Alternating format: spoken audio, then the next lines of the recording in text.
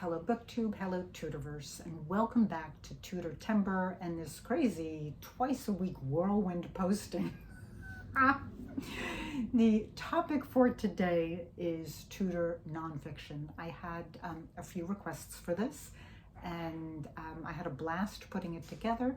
And I will say, for those of you who are going to be going on to Nonfiction November, this is a chance to get a leg up by sourcing a few of these books and also bringing the Tudor fun into the rest of your year.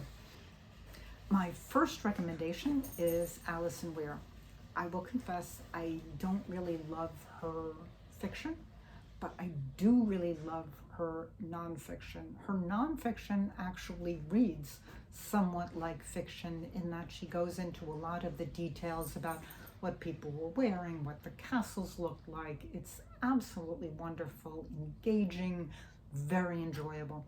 I would point specifically to the 6 Wives of Henry VIII and the Children of Henry VIII as a way of really getting a very good broad overview of the key people and politics and stories of the era, with other than Henry VII, of course, but you get him a little bit at the beginning of the book.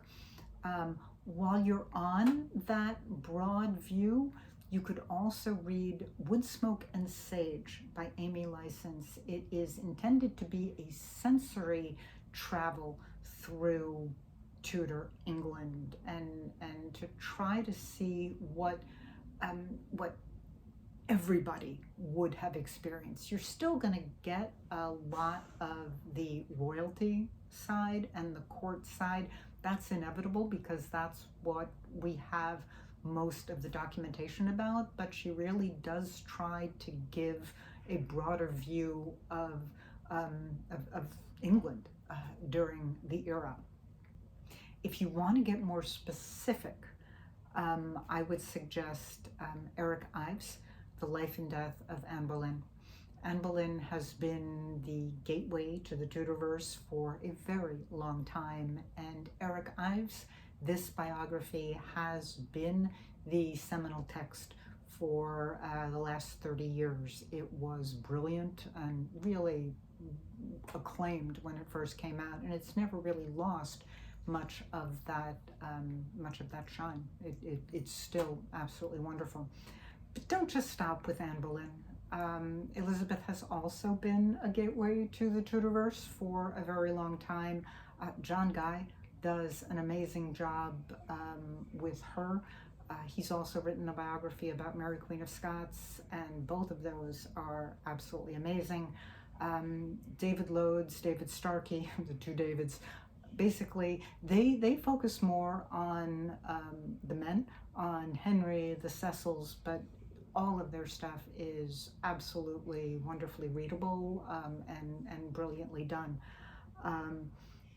Bring it back around to the women, you can go for Sarah Gristwood's Elizabeth and Leicester for the story of one of the most important relationships of Elizabeth's life, and also Nicola Tallis's Elizabeth Rival, the story of Lettice Knollys, who actually married Leicester, the most important relationship in Elizabeth's life. So you are going to want to read those too. And I shouldn't have put this last, but the same way in movies you get, one of the most important actors is mentioned at the end after everyone else to put them alone. And with that, I'm going to put Elizabeth's own writings. You can get the collection of her poetry, her speeches, her letters, and that is an amazing document to go through to really see Elizabeth from her own perspective, in her own words. So that's my list.